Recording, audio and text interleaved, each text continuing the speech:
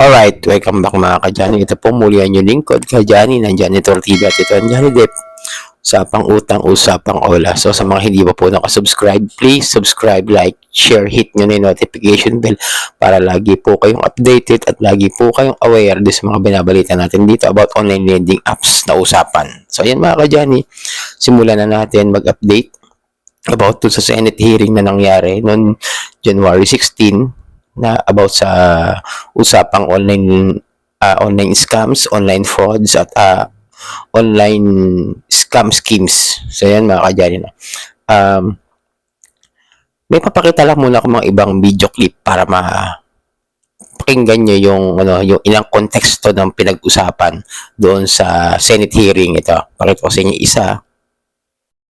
Just some simple questions for the BSP. Are there any existing guidelines to compel all banks or e-wallets to put their own fraud prevention mechanism?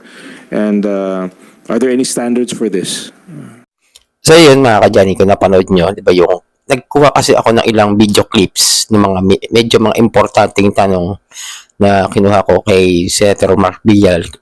Siya po kasi yung parang head committee doon sa online lending scams, sa mga online scams.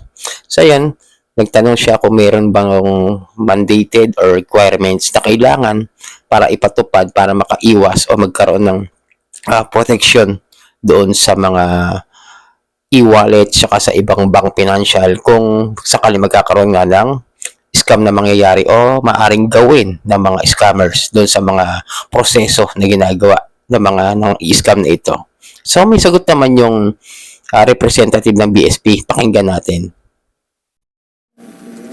Is this a requirement or is this just a recommend? It's a requirement. It's mandated by the BID. The requirement was in the form of circular. That's why we are in the process of validating the existence, adequacy, and effectiveness of this requirement. And to what extent has this been implemented in our banking system based on your? A lot of the financial institutions have already implemented. In fact, others have also adopted AI and machine learning to help them in complying with the requirement of the BSP.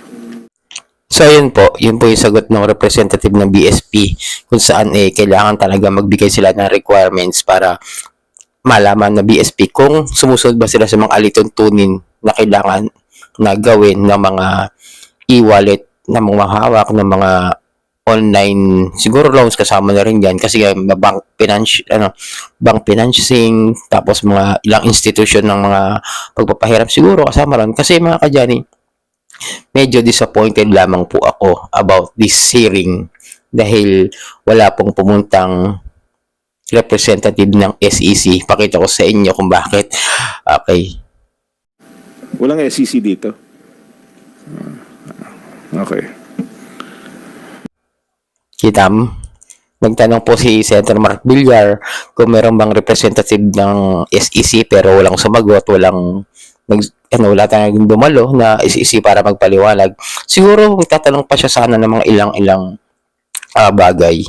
Pero sa di kalaunang kadahilanan, medyo disappointed ako na sa gitna nun, bigla na lang nasuspindi yung pag-uusap. Siguro nga dahil walang representative ng SEC. Kaya sana nga kung biglang nasuspindi ito sa gitna ng pag-uusap, nagulat ako. Wala pang 20 minutes yung bali nagsalita lang ng statement si Senator Mark Villar nung una. Kung paano noorin nyo, lagi ko na siguro yung link ng buo doon. Wala pa siyang 20 minutes or mahigit 20 minutes na siguro yung napag-usapan dahil yung panimulang pagsasalita ni Senator Mark is about the financing situation tsaka sa mga online scams na pinag-uusapan dahil nagpasa naman daw ng mga report at yung report tsaka yung mga complaint galing sa PNP na kinumpleto nila para magkaroon nga ng mga pag-iimbestigahan ng Senado para doon makompile yung mga kailangan nilang pag-usapan sana siguro doon sa hearing pero wala nga dumalong SEC. Kaya siguro na dismaya or kung ano man yung naging usapan nila ron, medyo disappointed talaga ako dahil walang dumalo. At isa pa, sana kung magkakaroon ng hearing, mga ka-Johnny, siguro mas maganda kung meron ding OLA victim na magre-represent about this matter, na kung paano nga ba talaga gumagana, kung ano ba talaga yung sistema, yung proseso na ginagawa ng mga online lending na pagpapautang, kung paano nagiging biktima yung ah, isang individual sa kanilang mga pautang, kung paano nila hinaharas, kung paano sila na tawag doon, na nagiging biktima, kung paano sila naabuso. Tapos dapat sana may nagpapaliwanag doon sa SEC kung bakit nagpapatuloy pa rin yung mga paglabag nila doon sa unfair debt collection practices kahit meron na po silang mga memorandum order or circular order, something like that, yung mga matataas na interest. Hindi ba? Sana may nagpapaliwanag man lang na, labag na sa interest ng BSP. Kaya ang buti pa to si BSP. May mga requirements siya bago niya bigyan yung ng isang, siguro ng permiso para mag-operate ang isang lending company. Dahil nga, katulad ni Bill is, diba, example natin, sabihin natin medyo mataas ng konti, pero hindi ganun kalaki. Si Bill is tsaka si Tala. Si Tala nga nagtext sa akin. Ang utang ko sa kanila, example ko, 1.5 last year pa yun, November. Tama, last year ba? Last year pa. Parang almost matagal na talaga mga kadyani. Umabot na ng 1 year, pero ang tubo lang niya nung nag-text sa akin, 2,000 lang. Kasi ang tubo talaga niya dapat noon is 1,900 lang for 2 months. Napakaliit. Kumbaga, kayang-kaya mabayaran. Pero, dahil sa mga gastusin nga. Pero sabi ko nga sa inyo mga kadyani, this year, I will do my best na mabayaran ko lahat ng mga legit na mga OLA na nahiraman ko. At gagawin ko talaga. Kasi simulan ko ngayong February si Gcash, babayaran ko yan. Balit na lang naman kasi ang utang ko dyan. Siguro ngayon makakabuhelo na ako ng gusto talaga. Sana gabayan tayo ng Panginoon. So yun mga kadyani, in-update ko lang kayo about sa hearing. Yun lang.